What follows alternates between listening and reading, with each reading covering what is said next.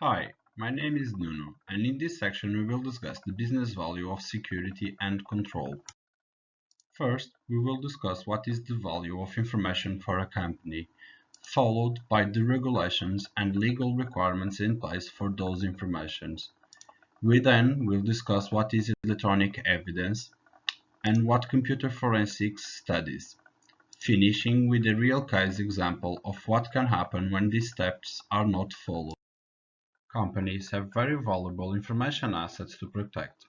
Systems often have confidential information about individual taxes, financial assets, medical records, and job performance review. They can also contain information on corporate operations, including trade secret, new product development plans, and marketing strategies. If those information assets are lost, destroyed, or placed in the wrong hands, it will have devastating repercussions on the business. Business must protect not only their own information assets, but those of customers, employees, and business partners. Failure to do so may open the firm to costly litigation for data exposure or theft, thus making a security control framework that protects business information assets a high return on investment. The US government have a few examples of those security frameworks.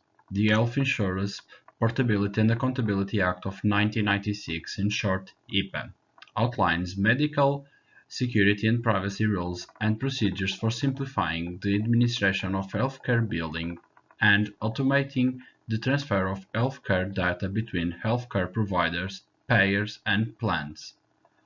The Financial Service Modernization Act of 1999, known as Grammer-Lee-Leach-Billy Act, requires financial institutions to ensure the security and confidentiality of customers' data. It ensures that data must be protected on storage and during transmission. The Public Company Accounting Reform and Investment Protection Act of 2002, known as Sarbanes-Oxley Act, imposes responsibility on companies and their management to safeguard the accuracy and integrity of financial information that is used internally and released externally. To oblige those regulations, there is the need to create electronic evidence. Electronic evidence is any information a company has stored electronically, such as CDs, computer hard disk drives, email, instant message, e-commerce transactions. In a legal action, a company is obligated to respond to a discovery request for access to information that may be used as evidence, and the company is required by law to produce those data. Courts now impose civil, financial, and even criminal penalties for improper destruction of electronic documents. In order to mitigate the risk of exposures, companies should create a contingency plan in case an illegal need arises. An effective electronic document retention policy ensures that electronic documents are well organized, accessible, and neither retained too long nor discarded too soon. In order to impose the collection of electronic evidence, the courts now use computer forensics.